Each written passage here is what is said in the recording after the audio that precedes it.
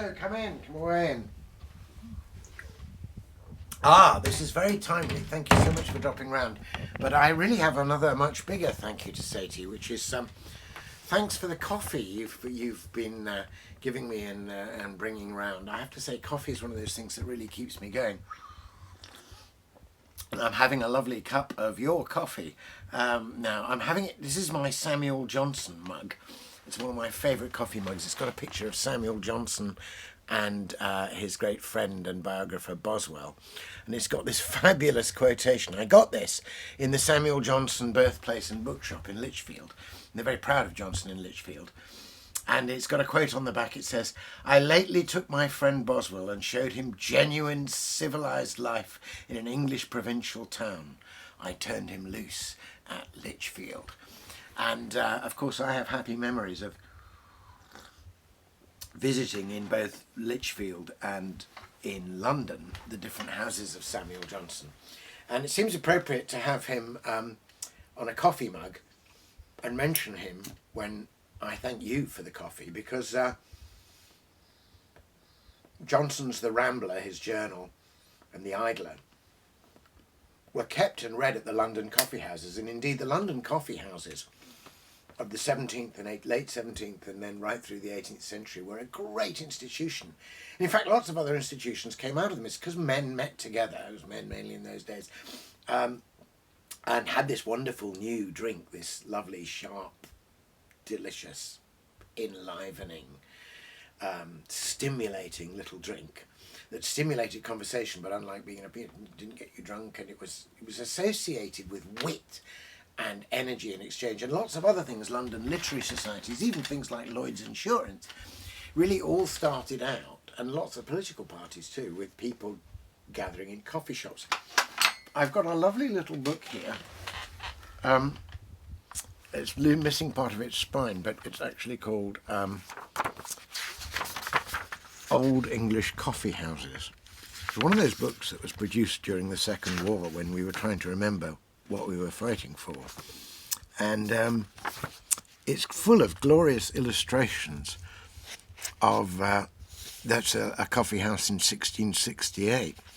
The first London coffee house, it's reckoned, was founded in 1650, so very early.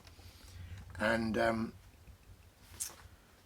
this one's called a coffee house mob. It doesn't look too much like a mob to me, but you can see they're having a very vigorous debate, shall we say. I think there are some raised fists there, but mainly it was about wit. And here's Lloyd's Coffee House, out of which Lloyd's of London emerged. So sadly,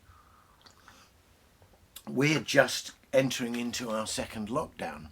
So the chances of my going into an amiable coffee house and stirring some stimulating conversation are, I'm afraid, over for another month. So my little study that you've come to know so well, my library, has become a sort of coffee house instead. So it's very good that you can drop round. And at least in this coffee house I can smoke, and I find coffee and tobacco a great combination. So I hope you've got a coffee too. Now, I thought I'd read you, by way of thank you, a wonderful thing. There was in the late 17th, early 18th century in France, there was a Jesuit priest called Guillaume Massieu who wrote a fantastic poem in celebration of coffee, which he wrote in very elegant Latin. This is in the days when people still wrote Latin poetry, you know. And it's been translated into sort of 18th century style English rhyming couplets. In fact, by a friend of mine, an old school friend of mine, John Gilmore, who's a very accomplished Latinist and also a good English versifier. And it's all about how coffee was discovered and how to make it and the wonderful effects that it has. So he sets out at the beginning what he's going to write his poem about. How coffee first unto our shores was brought, the many cures this juice divine hath wrought, its nature potent against all human woes, my song shall now in easy verse disclose. So, potent against all human woes, we need a bit of that as we hunker down into another lockdown.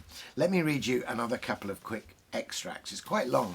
I'm tempted to read it in Latin, but perhaps we'll just go for the English for now. And he's talking in this passage of the poem about sipping and savouring your coffee, about not rushing it. And I think there's a great deal to be said for that. It always distresses me if you're in one of the chain coffee shops and someone rushes in and knocks back a quick shot and rushes out to their next appointment. That's the opposite of what a coffee shop should be. So here's the poem describing how patient you should be in order to savour your coffee. And I've been very much savouring the coffees you've brought me. Let not impatience with one draught it claim, but slow with little sips to take will please, not all at once, but drink with sweet delays, while yet 'tis warm and on thy palate plays. So better to thy very bones 'twill flow, deep within thy bosom and thy marrow, through every limb the livening juice will go. Oft from the very bottom of the cup a purer air, which drinkers will sniff up with nostrils wide doth rise. The liquor's spent, but still there's great delight in such sweet scent. Isn't that fantastic? The joys of smelling your coffee and savouring the aroma. And then here's a little bit about the effects that coffee has. And I think this is particularly fine. This describes somebody's whole mood being transformed by their finally getting their first cup of coffee of the day. And sad cares coffee chases from our hearts, joy to our minds its gentle strength imparts. One have I seen who, ere the nectar sweet he'd tasted, silent enter with slow feet and look severe, and brow with wrinkles bound. Yet he, soon as the beverage sweet he'd downed, and from his knitted brow fled every cloud, with witty sayings straightway pleased the crowd. It's a lovely idea that out of the coffee comes a flow of witty sayings.